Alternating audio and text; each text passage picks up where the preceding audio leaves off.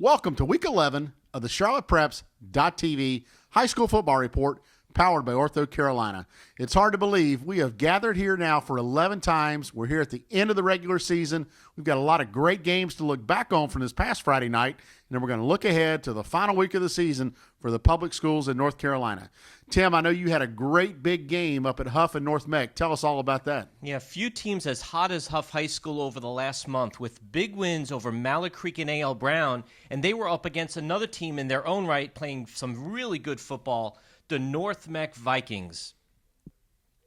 And things started solely for both offenses early on. North Meck's Jordan McCormick capitalized first with the interception that set up this 15-yard TD run by Emmanuel Wilson. North Meck misses the extra point, but they go up 6-0. The Vikings defense did a good job in the first half, yielding Hough's only points to this field goal, a bomb from 50 yards out by Zach Stearns. 6-3 North Meck at the half. Hough got on track coming out of the halftime locker room thanks to defensive back Adam Smith, who came up with back-to-back interceptions that set up 2 Hough touchdown runs, a 1-yarder by Jarrett Nagy and a 5-yard touchdown run by Rashad Williams in the third quarter. Hough goes on to win 30-6, clinching a share of their first ever Mecca 4A conference title. And Tripp, you had a big game, the Charlotte Catholic Cougars traveling over to South Charlotte's Ardrey Kell High School. Really big game. You know, a lot of questions just looking into this game when you talk about Charlotte Catholic. Is it the players? Is it the system? Is it the coaching? What is it that makes Charlotte Catholic so good? To me, it's a little bit of all of those above, plus those players have a strong heart and a strong desire to be the very best football players they can possibly be, and that showed up here on Friday night. Charlotte Catholic traveled to Ardrey Kell and delivered a smackdown on the Knights, 42-9.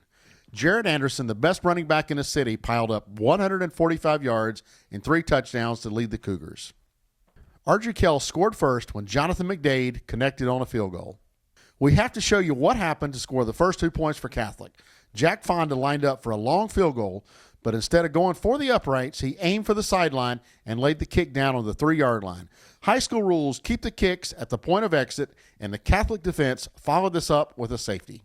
From this point forward, it was all Catholic and all Anderson. The speedy senior running back scored on runs of 1 and 63 yards as Catholic began to add to their lead. A 29-yard touchdown pass by John Walton to John Newman added more points to the board for Catholic. The Catholic domination continued with the offensive line controlling the trenches and proving why this is the best team in the area. Catholic goes for season perfection this Friday night as they host Providence in the season finale. Ardrey Kell will move on to face South Meck in a battle for playoff seeding. It's time now to take a look in Union County and check out all the football highlights from Friday night. Tim, I know you had your eyes on some of the bigger games down south. Yeah, coming off their last-second dramatic win over Sun Valley last week, the Weddington defense went back to work this week, throttling the top running game in Union County, the Piedmont Panthers, 38-14, which now sets up their conference championship game with Marvin Ridge next week. The Marvin Ridge Mavericks, they won their 7th straight game of the season. That's the longest in school history. They defeat Anson 21-19, so it should be a tremendous game, tremendous atmosphere at Marvin Ridge High School on Friday night.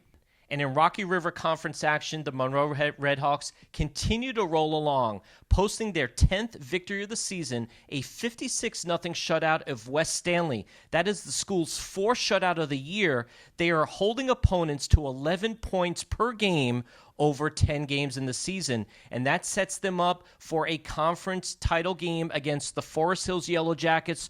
Forest Hills defeats Central Academy 52-20.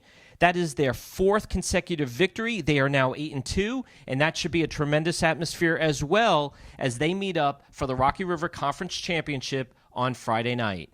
It's time now to unveil the Ortho 8, our rankings of the top 8 teams in the Mecklenburg and Union County areas. Tim, kick us off. All right, starting out number 8, South Meck with the 8-2 record. Coming in at number 7, the Butler Bulldogs with the 8-2 record. Number 6, Davidson Day, 10-0. Weddington at 9-1 in the 5th slot. Mallard Creek had the off week. They are 8-2 at number 4. The Hough Huskies at 9-1 at number 3.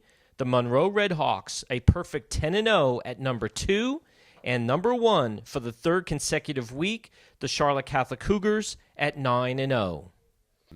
Let's take a look ahead now at the final week of the regular season for the public school leagues and the first round of playoff action for private school football. Tim, what are the couple of games you're going to have your eyes on? Yeah, the two biggest in Union County this week will be Forest Hills at Monroe. These two schools have been battling it out for years, and this should be a great matchup. The 8-2 Yellow Jackets against the 10-0 Monroe Redhawks at Redhawks Stadium in Monroe on Friday night should be a terrific game.